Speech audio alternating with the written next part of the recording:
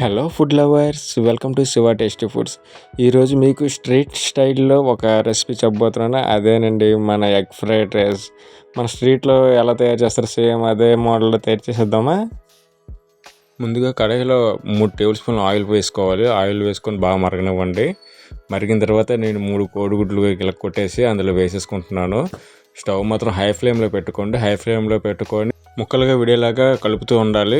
అలా కలుపుతూ ఉంటేనే మొత్తం అంతా కూడా చిన్న చిన్న ముక్కలుగా కరెక్ట్ సైజెస్లో వస్తుంటాయి. ఇందులో అయితే ఆయిల్ సరిపోలేదు. నేను కొంచెం ఆయిల్ యాడ్ చేసుకొని అందులోని క్యాప్సికమ్ ముక్కలు, తర్వాత క్యారెట్, క్యాబేజీ తురుము కూడా వేసుకొని కలుపుకుంటున్నాను. అది అలా కలుపుతుండగా నేను ఒక 3 పచ్చిమిర్చి కట్ చేసుకొని సన్నగా కట్ చేసుకొని అందులో వేసుకుంటున్నాను. వేసుకొని అదంతా కూడా బాగా టాస్ చేసుకోవాలి. అదంతా మొత్తం కలిసేలాగా మిక్స్ చేసుకోవాలన్నమాట. చూసారు కదా ఎలా మిక్స్ చేస్తున్నాను మొత్తం అంతా కూడా. తర్వాత నేను అందులో 1 టేబుల్ స్పూన్ సాల్ట్ వేసుకుంటున్నాను. 1 టేబుల్ స్పూన్ సాల్ట్ వేసుకున్న తర్వాత కారం వేసి ఒక 1/2 టేబుల్ స్పూన్ వేసుకొని బాగా కలుపుకుంటున్నాను అనమాట. ఇందులో నేనైతే బాస్మతి రైస్ వేసుకుంటున్నాను. మీరు నార్మల్ రైస్ అని కూడా యూస్ చేసుకోవచ్చు. వేసుకొని అదంతా కూడా బాగా మిక్స్ చేసుకోవాలి.